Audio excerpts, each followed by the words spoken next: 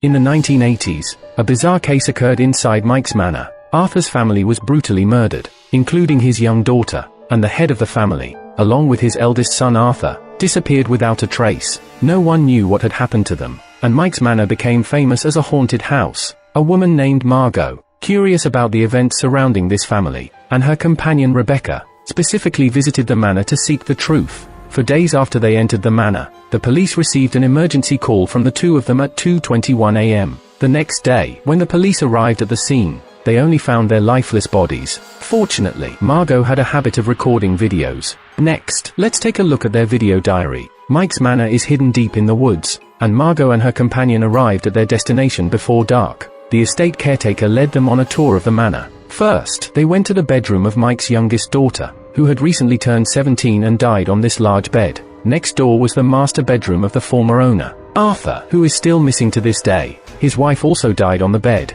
Then they visited the bedroom of Arthur's eldest son, who was involved in a car accident with his sister. His sister died on the spot, and Arthur's eldest son mysteriously disappeared. The caretaker numbly recounted the experiences of each person, and then he left the manor. Shortly after, Margot's friend Chase also arrived there. He came specifically to assist with the investigation. According to legend, in October 1989, during this time, the head of the family, Arthur, allegedly killed his wife and children. He then abandoned his son's body and went into hiding, which explains their successive disappearances. The three of them discussed the case for a while, and then went to their respective rooms to rest. Margot and Rebecca woke up in the middle of the night, and heard strange noises downstairs. They recorded with their cameras, but nothing unusual was captured in the footage. The next day, Rebecca changed the bedsheets in her bedroom as soon as she woke up. She recorded everything with her camera, but didn't notice a bloodied corpse on the bed. Margot searched through the items left in the storage room, where she found clowns and various stage props.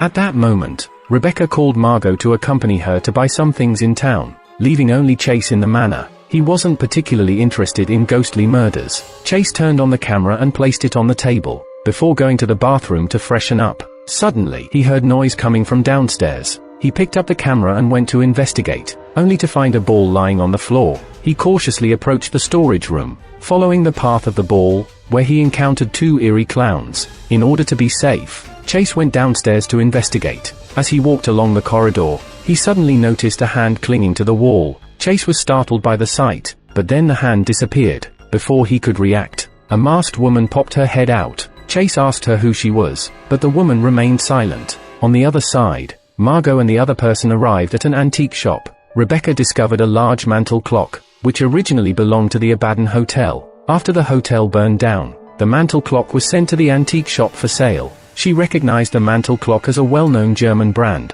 which typically had hidden compartments. Relying on her memory, Rebecca groped around the clock, and found the mechanism. Inside the clock, there was a cross necklace, a strap with the label 008, and several letters. They discreetly stuffed the items into their bags, and took them away. When they returned, they saw Chase standing in the hallway. Chase quickly showed Margot and Rebecca the footage he had just captured of the masked woman. That videotape unexpectedly provided the three of them with a valuable discovery. The videotape turned out to be the possession of Mike's youngest daughter. She aspired to become a film director, so she had a habit of recording footage regularly. The footage also featured a masked woman, but the strange woman in the film was actually Arthur's eldest daughter in disguise. The girl teamed up with her brother to play a prank on their younger sister, who was in charge of recording. From the conversation in the footage, we learn that Arthur's eldest son was about to take his sister to the theater, and the car accident occurred shortly after they left. Apart from the videotape, the contents of the letters inside the clock couldn't provide any additional information.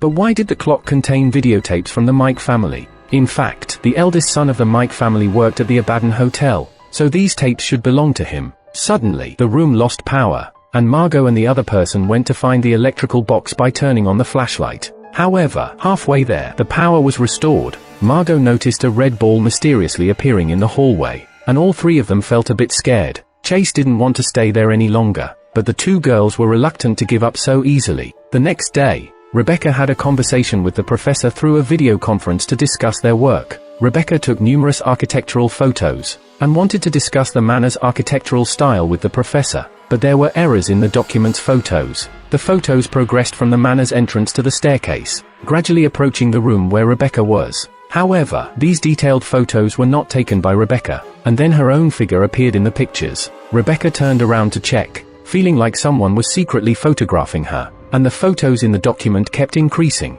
In the next photo, there was a woman standing next to Rebecca, which sent shivers down her spine. Rebecca stiffly turned her head away. In the next moment, Arthur's youngest daughter's face approached Rebecca, and this eerie scene terrified her. Rebecca immediately went to find Margot, because she believed things had gotten out of control, and it would be best for them to leave the manor as soon as possible. However, Margot insisted on staying for another night. In the evening, she continued to look through the letters taken out from the clock. She found a photo inside, showing a game booth at a fair, with two people dressed as clowns standing in front of it. Their costumes were identical to the clown mannequins in the warehouse. Just as Margot was puzzled, the internal phone in the kitchen suddenly rang. Could it be that there were other people in the house besides them? Chase took the lead and went upstairs to investigate. She discovered a white-clad clown standing in Arthur's eldest son's bedroom. Chase confirmed that the clown was just a mannequin. Downstairs, Rebecca asked Chase about the situation, but she didn't hear a response. Then, a small ball rolled to Rebecca's feet. Rebecca followed the direction of the ball,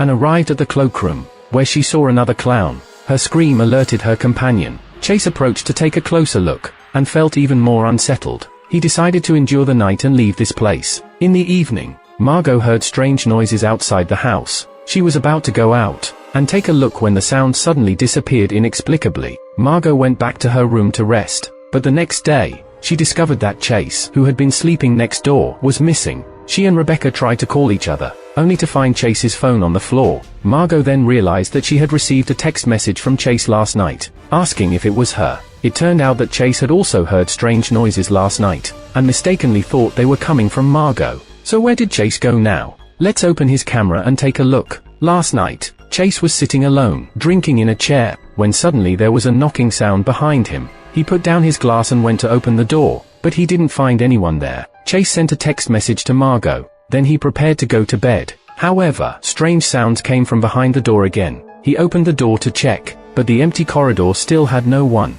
Chase planned to sleep first and deal with it later. However, this time, someone pushed open the bedroom door. It was a clown who had never appeared before, standing at the foot of the bed and staring coldly at Chase. Chase quickly left the bedroom, but the clown followed him closely. Chase ran as fast as he could, and the scene ended with static on the screen, as he let out a brief scream. Following that, the footage from 1989 cuts in. This is the unfinished videotape they had before. Arthur's eldest daughter had already been in a car accident, and his son only broke his arm. At the moment, his son was sitting on the bed in the bedroom, surrounded by 3 clowns, which were props he had brought back from the hotel. His sister noticed that her brother was feeling down, so she left her cross necklace behind, which was one of the items in the clock, because the boy's reaction was very indifferent. Arthur's youngest daughter was worried, so she went to look through the big box her brother had brought back. Inside the box were several red leather balls, and on top was a sheet of music. Arthur's youngest daughter played the piano according to the sheet music, and hummed along with the lyrics written on it.